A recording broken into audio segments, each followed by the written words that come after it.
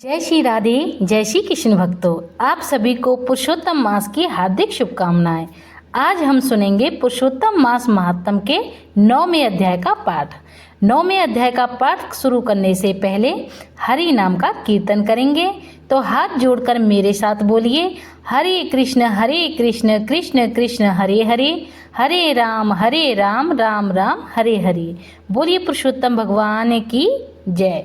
सूत जी बोले, तदंतर विस्मय से युक्त नारद मुनि ने मेधावी ऋषि की कन्या का अद्भुत वृत्तांत पूछा। नारद जी बोले, हे मुने, उस तपोवन में मेधावी की कन्या ने बाद में क्या किया और किस मुनि श्रेष्ठ ने उसके साथ विवाह किया?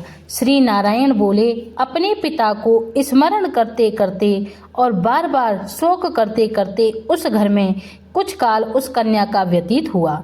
युद्ध से भ्रष्ट हुई हिरणी की तरह घबराई शून्य घर में रहने वाली, दुख रूप अग्नि से उठी हुई भाप द्वारा बहते हुए अश्रु नेत्र वाली, जलते हुए हृदय कमल वाली, दुख से प्रतिक्षण गर्म श्वास लेने वाली, अति दीना घिरी हुई सर्पणी की तरह अपने घर में अपने दुख को सोचती और दुख से मुक्त होने के उपाय को न देखती हुई उस किशोरी को उसके शुभ भविष्य की प्रेरणा से सांत्वना देने के लिए उस वन में अपनी इच्छा से ही पर क्रोधी, जो दूसरों पर क्रोध करते हैं, जिनको देखने से ही इंद्र भी भयभीत होते हैं, ऐसे जटा से व्याप्त साक्षात शंकर के समान भगवान दुर्वासा ऋषि आए।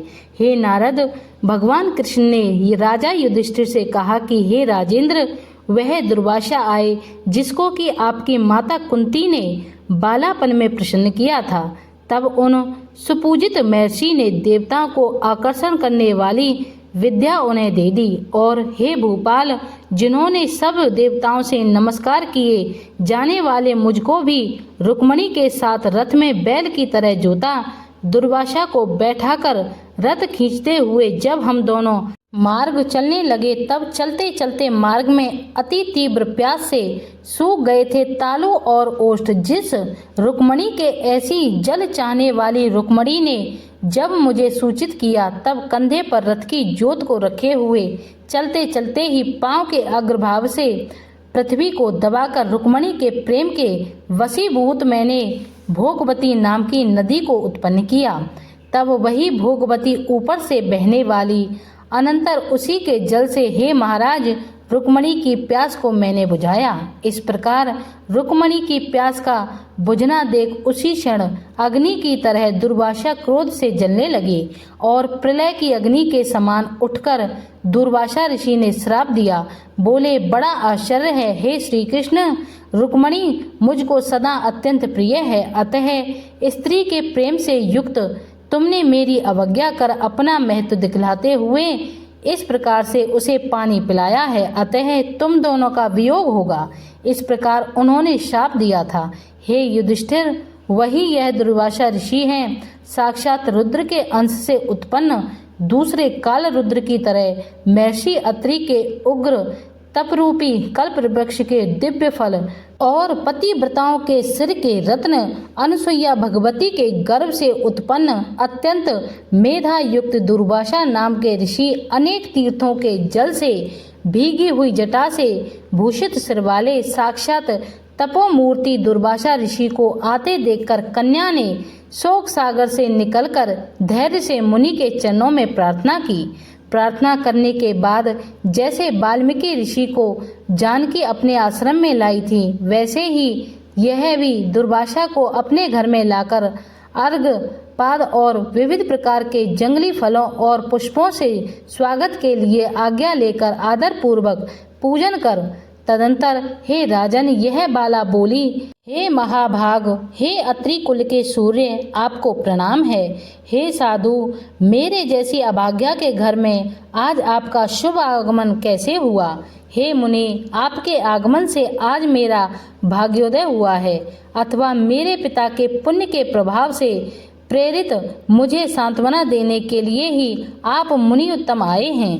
आप जैसे महात्माओं के पांव की धूल जो है वह तीर्थ रूप है, उस धूल का स्पर्श करने वाली मैं अपना जन्म आज सफल कर सकी हूँ। आज मेरा व्रत भी सफल है। आप जैसे पुण्यात्मा के जो मुझे आज दर्शन देने आए हैं, अतः आज मेरा उत्पन्न होना और मेरा पुण्य सफल है। ऐसा कहकर वह कन्या दूर्वासा ऋषि के पास चुपचाप खड़ी हो गई।